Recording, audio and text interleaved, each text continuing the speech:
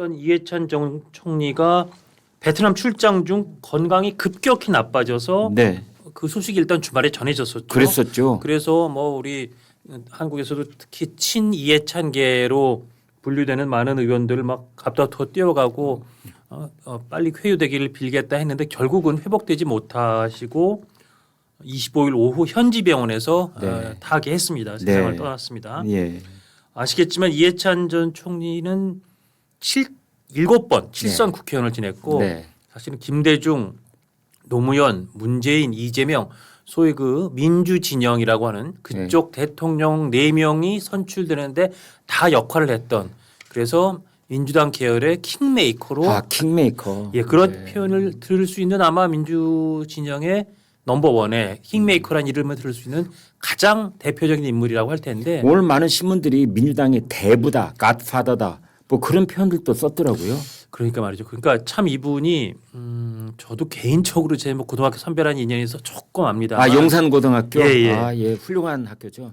좋으시겠습니다. 아유, 저기 선배 돌아가셨는데 뭐 좋기까지. 근데 하여튼 예. 이분이 생각보다 연세가 많지가 않습니다.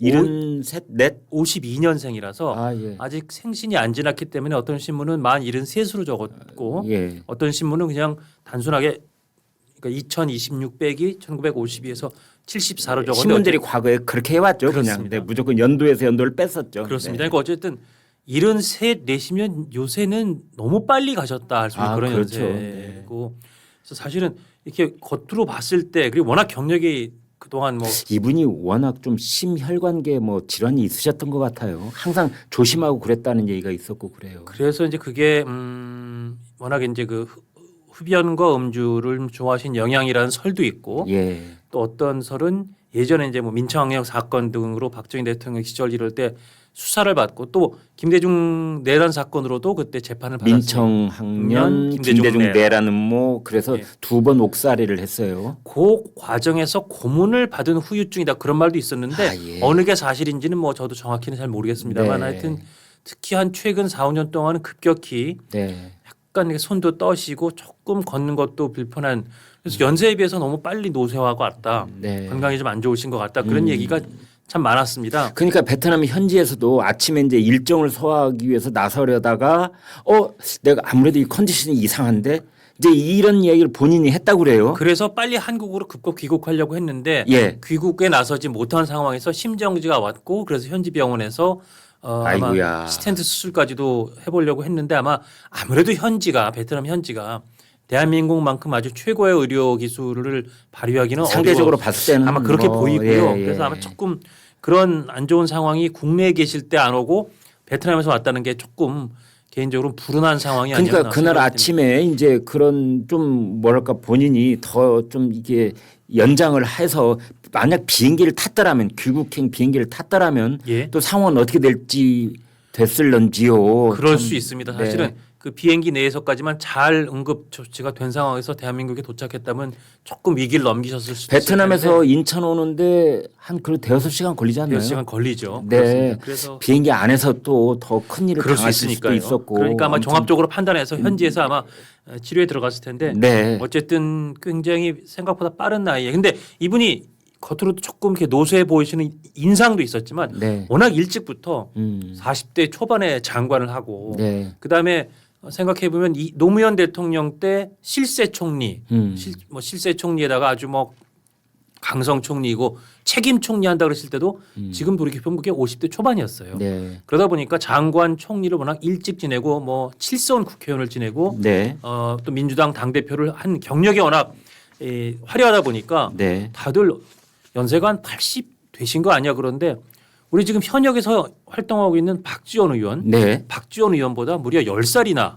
연하십니다. 그래요. 예, 그러니까 요즘 70대면 한창이라고. 그러니까요. 그랬던 김영석 그 연세대교 지금 107세, 세바퀴 108세신가요? 아무튼 그분이 누군가 인터뷰에서 물었어요. 언제가 제일 좋습니까? 그랬더니 70대가 제일 좋아 그랬거든요. 그러니까요. 예. 그분이 아무튼 그런 거 그렇구나. 생각하면 네. 조금 빨리 가셨다는 생각이 들고 하여튼 이분은 뭐 서울대 공대에 들어갔다 다시 사회학과로 입학해서 섬유공학과 입학했다가 섬유공학과 자퇴를 하고 다시 서울대 사회학과에 네. 좀 굉장히 하여튼 그 당시에도 소위 그 민주 진보 운동에 큰 관심을 갖고 우리 회사에도 사회학과 출신들이 많거든요. 그렇습니다. 그래서 이해찬 전 총리의 선후배 되는 분들이 계세요. 그렇죠. 그분들이 예전부터 이해찬이라는 사람은 어떤 사람이다 이런 얘기를 하는 걸 내가 많이 들었었거든요. 그러셨을 겁니다. 네, 예, 예. 뭐 여러 가지 얘기가 있었습니다만. 그렇습니다. 네. 예, 근데 하여튼 워낙 또 장관 지낼 때도 그렇고 특히 총리 지내시고 할 때 절대 야당 의원들한테 보통 그 전까지만 해도 총리들이 야당 의원이 뭐라 그러면 아유 뭐 제가 잘 살피겠습니다. 뭐 죄송합니다. 그런 식의 화법을 구사했는데 아주 그냥 대놓고 강성 직설화법을 구사해서 버럭 총리다 이제 그런 말도 들었었죠. 그래가지고 그 구설도 엄청 많아요. 제가 오늘 예. 나무위키를 들어가서 찾아봤어요. 예, 그래서 이해찬 논란과 비판 이 항목을 클릭을 딱 했더니 보셨어요? 예. 무려 예. 논란과 비판이 45개 항목이 뜨더라고요. 아 그렇게 많이 네, 나옵니까? 네.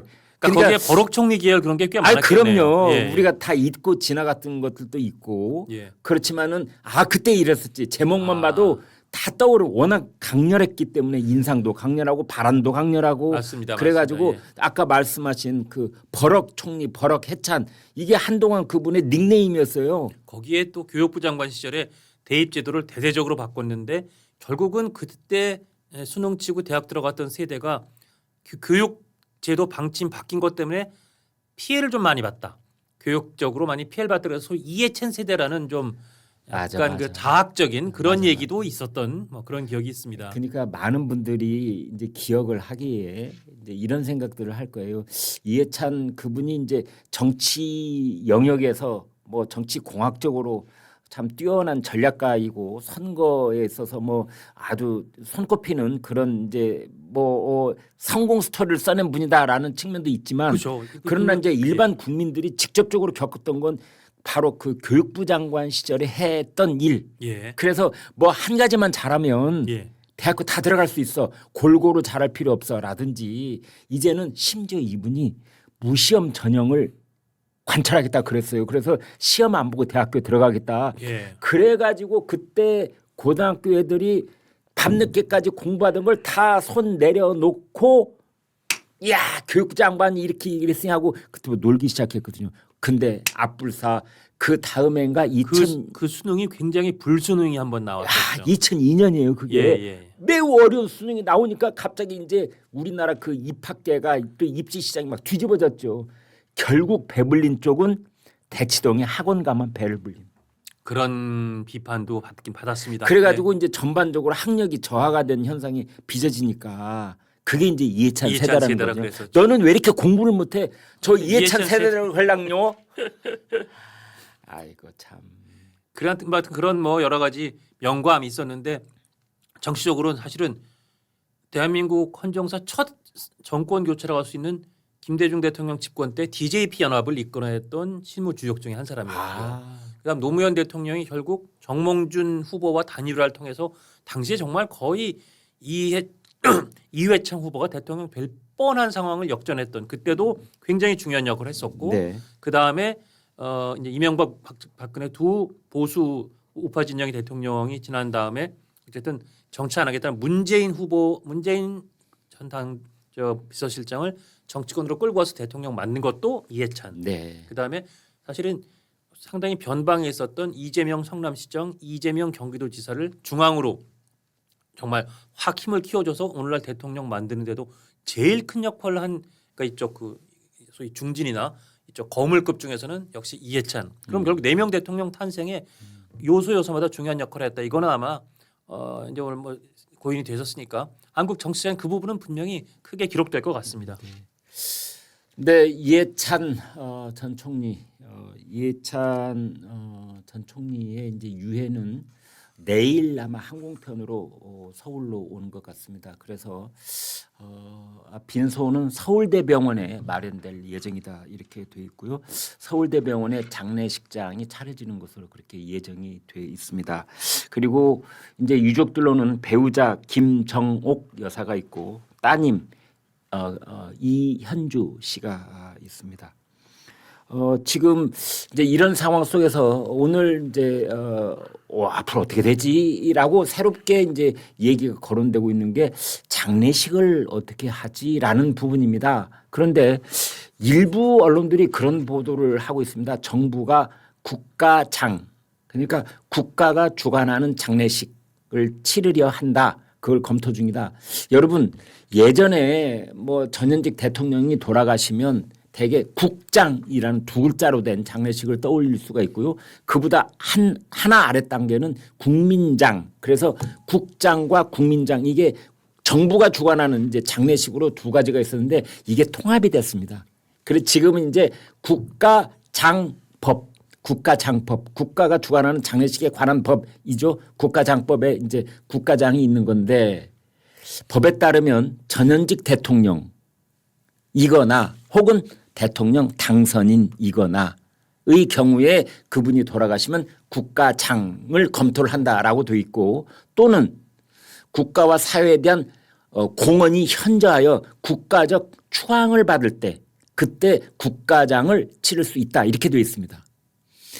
근데 자 여기에 해당되느냐 이제 이런 얘기가 지금 오고 가고 있어요. 뭐 논란이라고 하기까지는 좀 시기상조 같은데 국가장이 검토되고 있다는 기사가 나오는데 네. 만약에 고 이해찬 전 총리를 국가장으로 치른다면 그 장을 결국은 국가와 사회에 현저한 공을 남겨 국민의 추앙을 받는 사람 네. 이런 이 요건에 해당되느냐 안 되느냐를 국가가 판단할 텐데 네.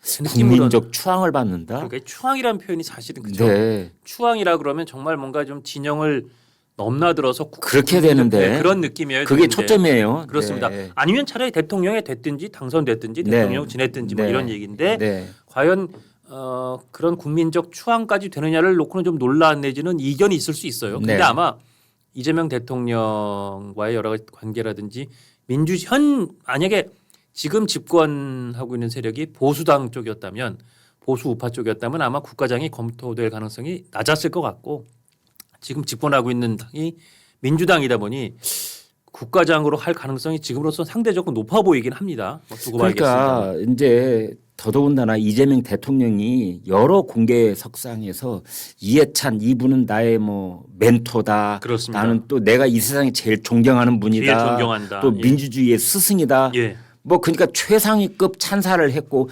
사실상 이재명 대통령이 당선인 시절에도 부부 동반으로 그러니까 이해찬 그 이제 이분 부부하고 예. 그다음에 당선인 부부 넷이서 함께 식사도 하고 충분히 그러고 남죠. 네, 그거 그럴 특별한 정도니까 관계입니다. 예. 대통령의 의지가 거기 실려 있다면 행안부가 그걸 적극적으로 검토할 가능성이 있어요. 그러니까 뭐 저는 그렇게 될 것 같습니다. 지금 분위기로 그게 과연 근데 워낙 고의를 놓고 또 왜 그걸 국가장으로 하느냐 하지 말아야 되는 거 아니냐라는 논란을 일으키기가 쉽지 않으니까 그냥 국가장으로 그냥 이렇게 치르는 쪽으로 아마 근데 타결되지 만약 않을까 그걸 생각이 이제 듭니다. 야권에서 예. 이제 어제 돌아가셨기 때문에 어제 오늘 사이에 이런 이야기를 이제 입에 올리는 건 약간 부담이 있을 수 있겠지만 한 사낭을 지난 다음에 가령 국가장 얘기가 계속되면은 이제 야권에서 반발할 가능성도 있다고 저는 보거든요. 그럴 가능성이 있다. 이제 그런 부담이 오히려 있으면 그것조차가 고인을 욕되게 할 수가 있으니 이제 그러면 다른 대안은 뭐가 있느냐 찾아봤더니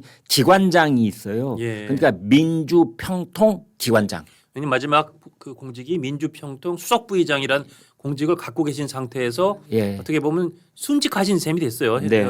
업무를 보시다가 네. 돌아갔으니까 그 가능성이 있고 어떤 경우는 그 공직을 지낸 가족이라고 해도 저희는 조용히 가족장으로 치르겠습니다. 맞아. 먼저 그렇게 하는 네. 경우도 있는데 유족의 뜻이 제일 먼저 예, 예. 이겠으나 이제 어떻게 될지요. 한번 좀 두고 봐야 될 것 같고 그 다음에 제 생각에 정치적으로는 사실은 그 민주당이 지금 뭐 친문, 친명, 친청 그래서 복잡하지 않습니까? 네.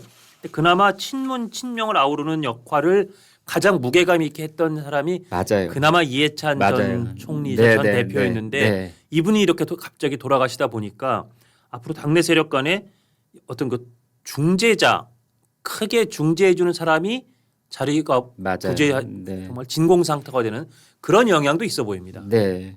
그러니까 민주당에서 7선을 한 분이고 예, 그다음에 킹메이커였고 그렇습니다. 그러니까 노무현, 문재인 그다음에 이재명이 이르기까지 심지어 이제 김대중 때도 역할이 있었습니다. 그러니까 말이에요. 예, 예. 이제 그러니까 민주당으로 봤을 때는 대체가 불가능한 그런 어른이었던 셈인데 예. 반대 진영에서 이러저러한 논란도 많고 비판도 많이 있습니다만 이제 어제 돌아가셨고 지금이 장례 기간이기 때문에 우리가 말을 조금 조정을 하겠습니다. 예. 이제 그렇다면은 지금 말씀하신 것처럼 친명과 지금 친청 예. 가령 예를 들면 그런 민주당이 아주 지금 아주 위험한 지경에 이르는 그런 갈등 구조가 생기고 있잖아요. 지금 우리가 아주 진하게 강렬하게 목도하고 있지 않습니까? 지금 네. 좀 이따 그거를 다루겠지만 그나마 중재할 수 있는 어른이었던 셈인데 민주당 쪽에서 봤을 때는 그렇죠. 이제 그분이 이제 고인이 되셨으니 그런데 이런 생각도 들어요. 그렇다고 그래서 이분이 그동안 친청 친명 명청 교체기에 뭐 발언을 또 적극적으로 해온 부분은 없어요. 보도는 안 됐어요. 그렇긴 합니다만 뭐 건강 문제도 있고 하니까 그렇긴 합니다만 예를 들어서 조금 이따 다루겠지만 사실 얼마 전에 대통령이 정청래 당대표 불러다가 딱 첫 마디로 뼈 있는 농담했잖아요. 혹시 반명이세요? 네, 거기에 대한 대답을 정청래 대표가 바로 하루 이틀 있다 했잖아요. 네.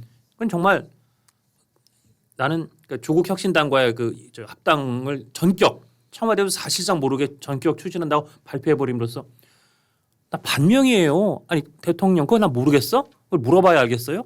난 반명이에요라는 거를 명시적으로 밝힌 셈이 됐다는 해석이 많거든요. 그런 와중에 사실은 그런 걸 이렇게 더 갈라지면 중재할 수 있는 사람이 돌아가셨다는 게 아마 민주당으로서는 좀 그런 부재감이 생기지 않을까 생각이 듭니다. 참고로 시청자 여러분 국가장을 할 경우에는요 5일장을 하도록 딱 못 박혀 있습니다. 5일장을 하는 거고요. 그 다음에 공공기관, 정부기관 포함해서 조기 개항을 하는 뭐 그런 사항도 거기 있고요. 그 다음에 장례식을 치르는데 들어간 모든 비용 일체를 국고에서 지급하도록 그렇게 돼 있고.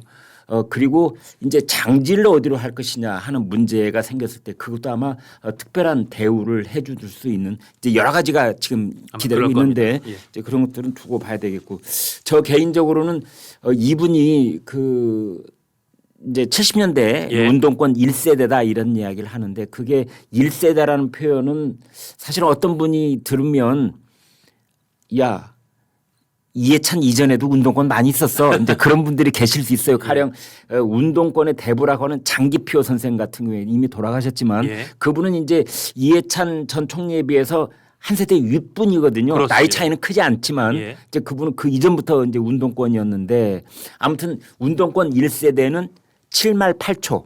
그러니까 박정희 대통령 후반부와 전두환 대통령 전반기 이제 이 부분에 운동을 했던 사람들은 이제 1세대라고 그러고 예. 80년대 중후반 여기를 2세대 예. 그리고 90년대 들어오면 3세대 그런데요. 예. 네, 그래서 이제 1세대다 그런 거고 그 자기 개인적으로는 이분이 그 학교 앞에서 광장서적이라는 광장서적. 예. 책방을 했거든요. 예, 그때 그때 서울대 참 다니는 학생들은 다 한 번씩 한 번이 아니라 여러 번 가봤던 그 서점이었죠. 참 어목했던 시절인데 예. 그때 이제 그 출판 금지 또는 판매 금지가 돼 있는 예. 그런 책들을 비밀리에 복사를 해가지고 이제 아름아름으로 이렇게 팔기도 하고 맞습니다. 뭐 그랬던 추억이라고 해야 되나요? 이제 그런 게 있습니다. 그리고 맞습니다. 이분이 그런 비슷한 뜻을 살려서 돌베개라는 돌베개 출판사도 출판사도 예, 했었습니다. 하기도 했었습니다. 아무튼 이제 내일 그 이분의 유해가 한국에 오게 되면 이제 그 이후로 또 이분에 대한 예우를 어떻게 해야 되느냐 이제 이런 얘기가 계속될 것으로 보입니다.